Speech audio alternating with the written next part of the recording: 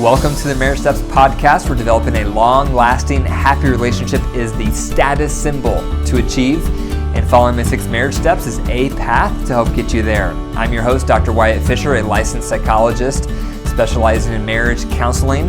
The Marriage Steps podcast is listener supported, so to help keep it on the air, please consider becoming a monthly supporter by going to patreon.com/marriage steps. For more marriage resources, be sure to go to my website, drwyattfisher.com. You can learn more about the 6 marriage steps. You can sign up for my newsletter. You can read my blog and all sorts of resources. A study was done that showed no sex has more of an impact on a marriage than good sex. So let that sink in for a minute. So couples that have no sex, that has a more powerful negative impact on the relationship than good sex has on the relationship. So if you're listening to this and you're not having sex in your marriage, I highly encourage you to start having sex in your marriage, to increase the value and the importance and to make it mutually enjoyable. That's what the wedding cake model of sexual intimacy I teach about is all about. So it's mutually enjoyable. I can relate to this study because early in my marriage, we went through a no sex season. My wife had significant sexual trauma in her background, so she avoided all sexual contact. That made me feel rejected, and I responded with anger. And the more I responded with anger, the more she avoided. The more she avoided, the more I responded with anger. And we got into this vicious, dysfunctional cycle, and I can remember holding on by a thread and how desperate I felt, how lonely I felt, and it was horrible. And maybe some of you listening to this know exactly how that feels. So I encourage you to work through any trauma you have, work through any roadblocks you're facing, and to start cultivating and nurturing a healthy sex life in your relationship so that you can feel connected and like a couple. There was a wife and she said to her husband, "I dare you to address me using only your words." And the husband said, "There's a huge spider in your bra." Okay, so the marriage message tonight is 5 steps to a soft startup. So I thought I would do a focus on conflicts because being quarantined, we're with our partners 24/7, conflicts are on the rise for a lot of couples. And complaints are on the rise, which usually leads right into conflicts. And so how to bring up a conflict, how to bring up a complaint is paramount.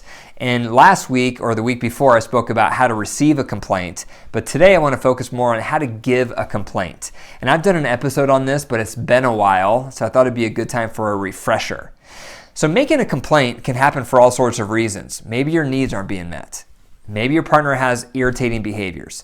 Maybe they're doing things that are offending you or feeling disrespected. Whatever it is, but it's common to feel like I need to make a complaint. I'm feeling something negative towards my partner.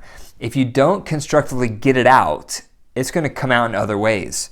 So if you stuff down those negative feelings, you're going to detach, or you're going to become passive aggressive, or you're going to get snarky, or you're going to escalate and explode.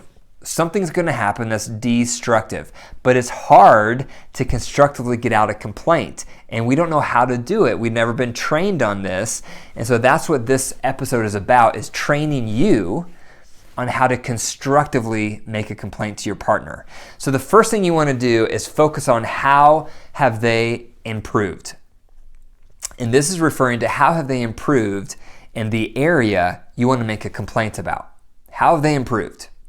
Okay, so you want to think about this. So one area in my life I'll walk through, I made a complaint to my wife a little while ago, and it had to do with dates. So I brought up wanting to have a date with her, and she responded in a way that made me feel like she didn't want to have a date, and it hurt my feelings. And so I had to make a complaint about this. And so the first thing I had to think about is how has she improved with her enthusiasm on having dates together?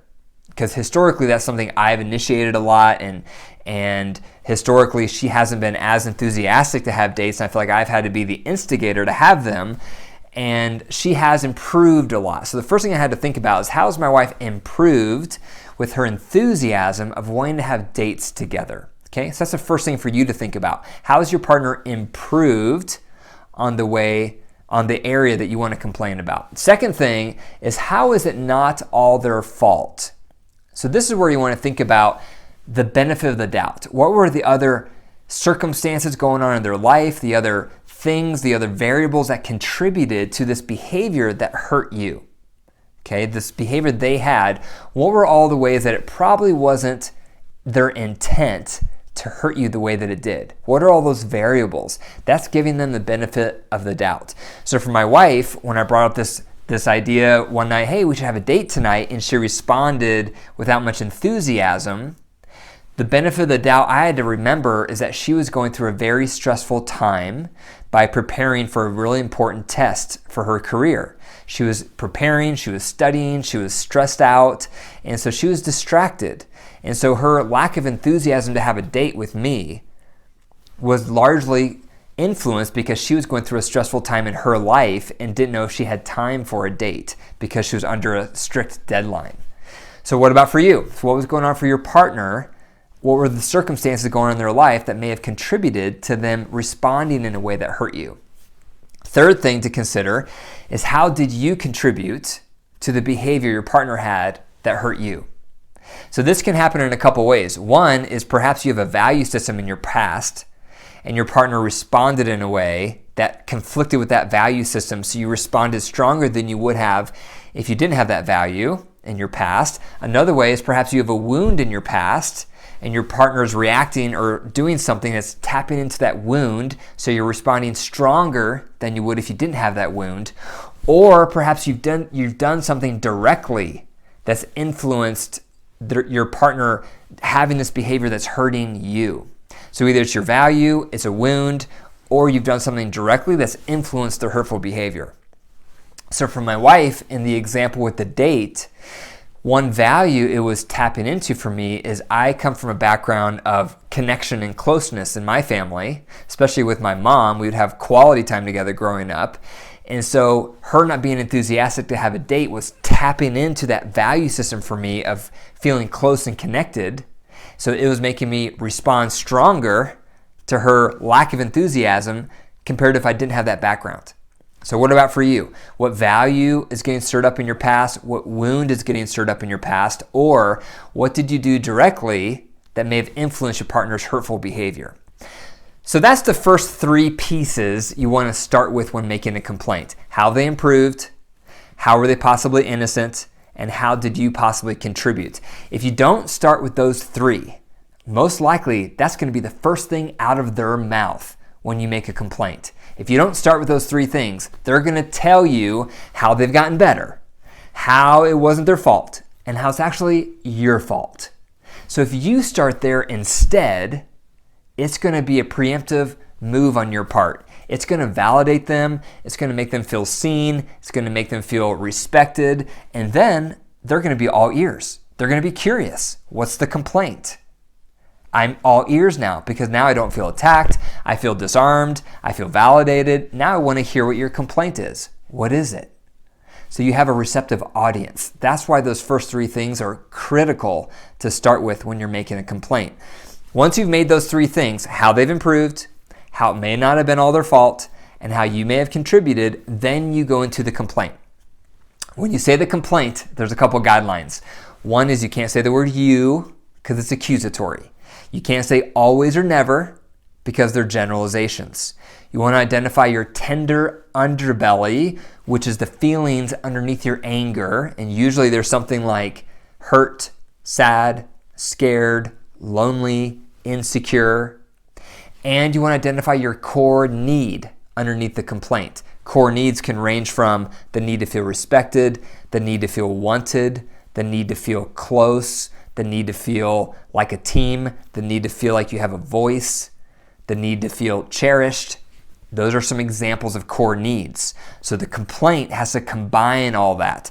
So for me, making this complaint to my wife, it would sound something along the lines of, when I brought up the idea for a date, it was met with a lack of enthusiasm, and that hurt my feelings and made me feel sad, and it tapped into my core need of wanting to feel close and wanted. Okay, so that's my complaint. So if I put that all together for my wife, the delivery would sound something like this. First of all, I just want to start by telling you how much I appreciate you prioritizing our dates together. And there's been huge progress there. And I just want to acknowledge that, and I really appreciate that.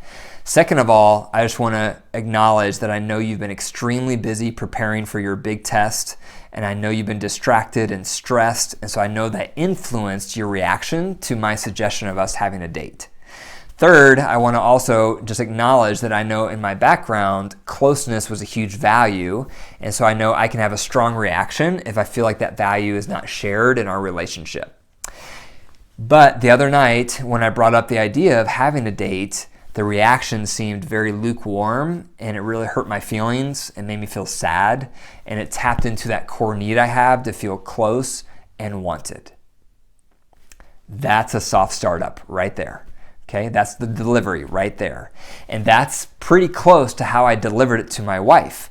And not surprisingly, she responded really well. And this goes into point number 5. The point number 5 is how to respond when you're the listener to your partner delivering a soft startup. The main thing you want to respond with is empathy and action. Empathy and action. So empathy sounds something like this. I can see how you would feel blank because of blank, or that makes sense that you feel this because of that. As a reminder, empathy is not if you agree with your partner, but it's putting yourself in your partner's shoes and seeing the world through their lens based on what they've been through in their upbringing, what their values are, what their insecurities are, what their top needs are in marriage, what their temperament is. When you think about all those variables that make up your partner, it will start to make sense why what just happened made them feel the way that it did. That's where empathy comes from. That's where authentic and organic empathy flows out of. And so empathy in response to my delivery is what my wife did. And she said, I can see how it would have made you feel sad and hurt that I didn't respond with much enthusiasm to the date idea. And then she went into action, which was, how about tomorrow night we have the date, and that'll give me tonight to study and get on top of my project, my test. So that's the way you respond, and that's point number 5. You respond with empathy, if you're the listener, and then action. You want to make amends for whatever you've done that's hurt your partner. Doesn't matter if you meant to hurt them. Doesn't matter if that was your intent. Doesn't matter if that's how you saw the situation. What matters is you hurt their feelings. So therefore, empathize with it and do something about it to make it up to them. Okay, that's how you make amends. So that's the 5 things to consider with a soft startup. And you need to master this right now during the quarantine because there's probably lots of opportunity, like I've already mentioned, to make complaints. So, number 1, how have they gotten better? 2, how is it not all their fault? 3, how did you possibly contribute? 4, express the complaint. And then 5, if you're the listener, respond with empathy and action. Thank you for listening to the Marriage Steps podcast. If you enjoyed the program tonight, be sure to leave a review and share it with your family and friends. Make sure to send me your marriage questions. You can send me a message through Facebook, Instagram, or email me at info@drwyattfisher.com. And remember, your marriage is alive. So if you care for it and nurture it, it will grow. But if you neglect it, it will die. The choice is up to you. Take care.